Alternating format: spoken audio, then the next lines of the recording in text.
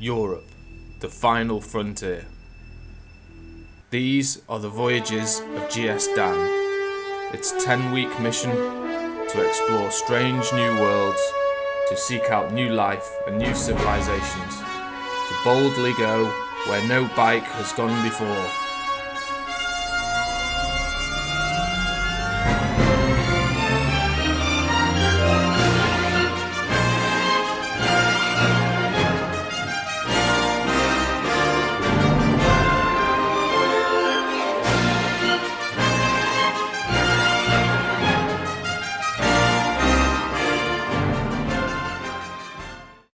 In the last episode, I was watching the dolphins whilst catching the ferry to Livorno in Italy.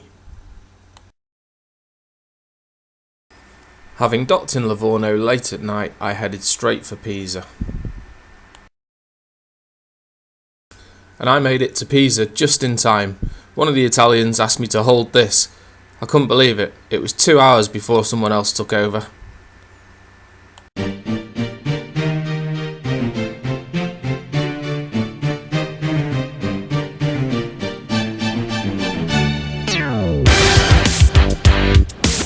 Change of plan. From now on it's the Bicycledairys, not the Motorcycledairys.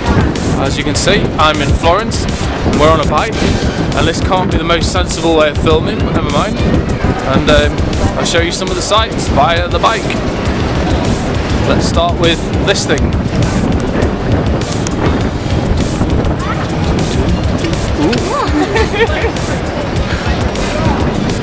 The dangers of filming via bicycle.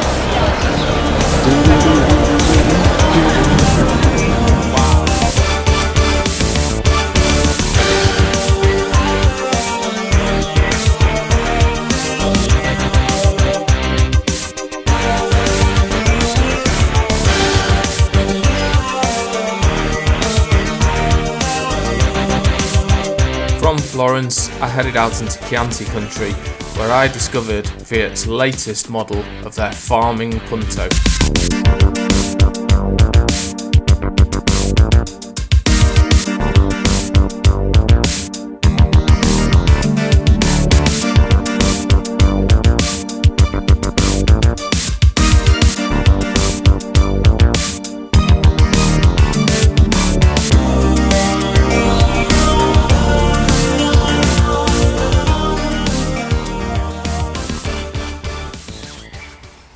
And in Chianti, I discovered this oasis of peace, the Hotel Ultimo.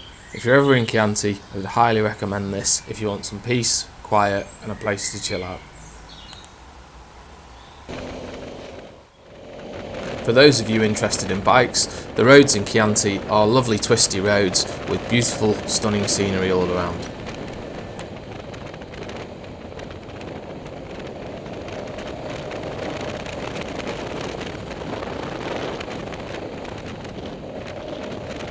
And it was on these roads that once again I managed to drop the motorcycle.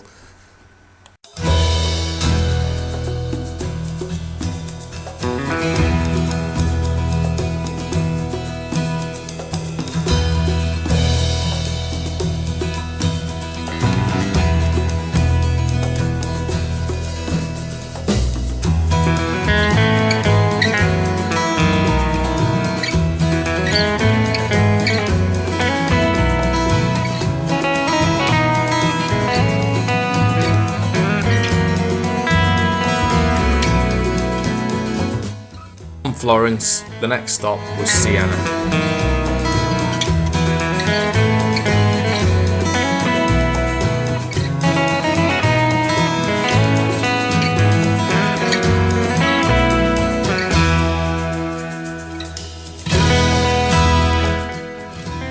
From Siena, it was a long haul down to Rome.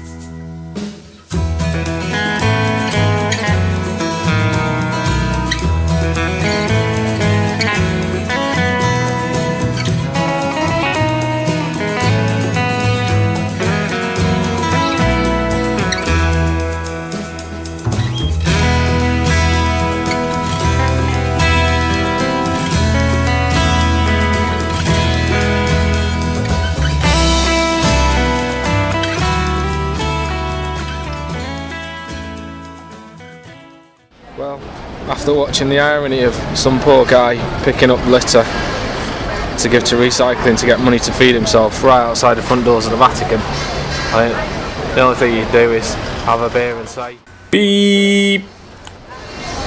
From Rome, it was time to head to Sorrento on the Amalfi coast.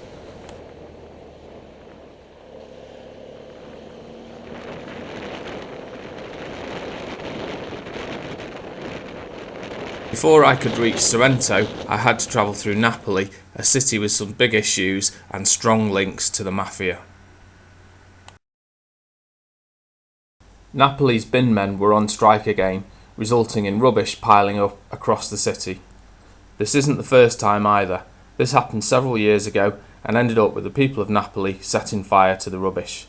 It's rumoured that the unions have mafia connections, and in the end, Italy called in the army to help. Well, welcome to Positano. This is on the Amalfi coast, which is a coast road along Italy that is just stunning. Behind me is one of the small village towns built into the side of the hill, and as you'll see in a minute, the view is dramatic.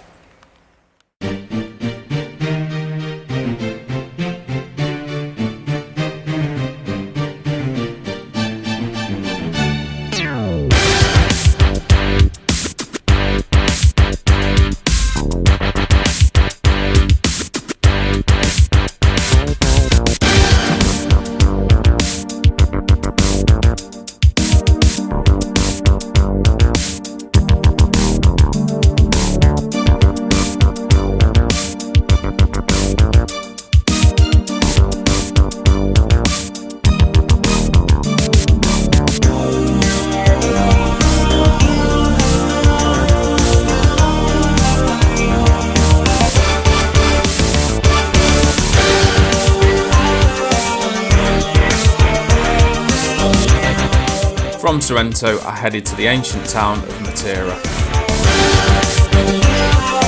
And once again, I dropped the bike, only this time I needed some help to pick it up again.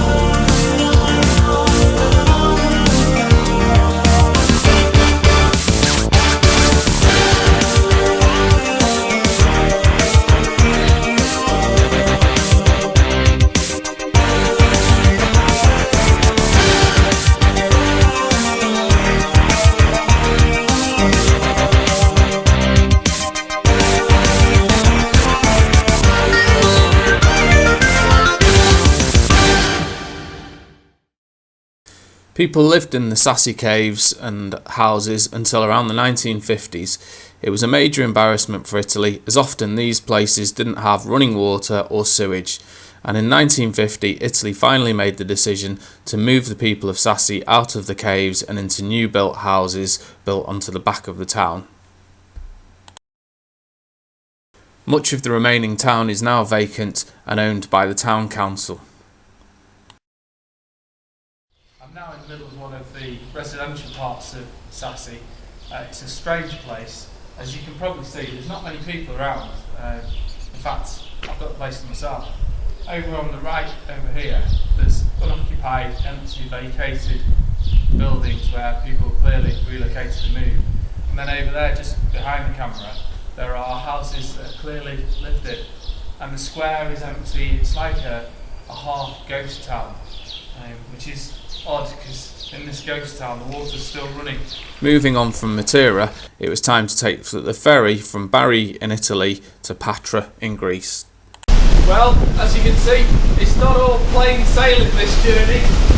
I can't believe I'm in the Mediterranean on the way to Greece from Italy, and it's rough seas, the boat's rocking, it's wet and raining and cold. Thankfully, the rough weather quickly cleared and revealed some beautiful views.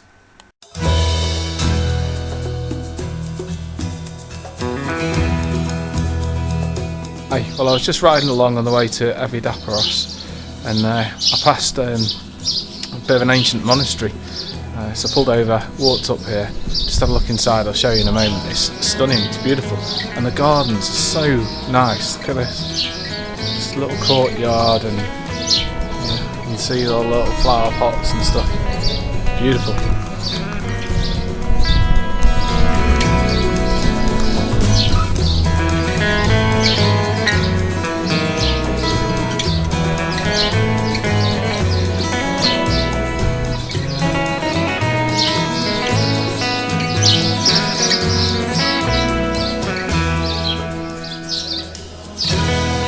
Practicing monastery.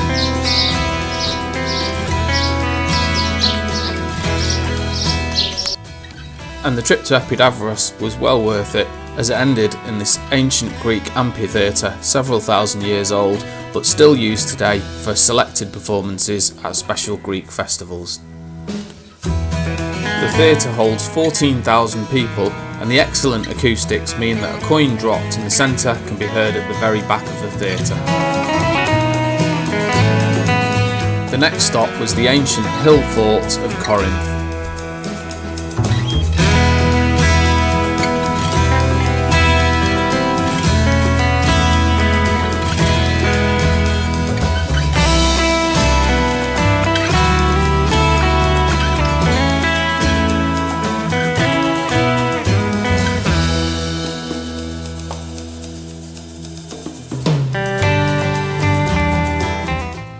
After seeing the historic sights, it was time to jump back on the bike and head to the beautiful coastal town of Milano.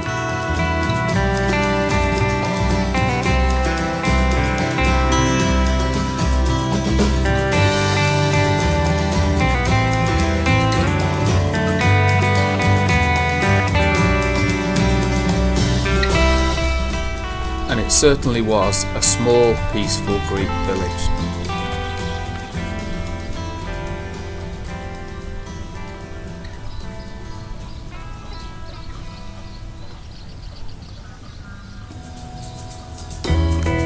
Hello again, I'm in the Pegasitic Bay and I'm on a kayak, as you may be able to see, and just taking the kayak around the bay, and the destination where I'm heading is just over there, which is an old monastery on the island, which should be interesting to go and have a look at. Let's hope that we don't sink.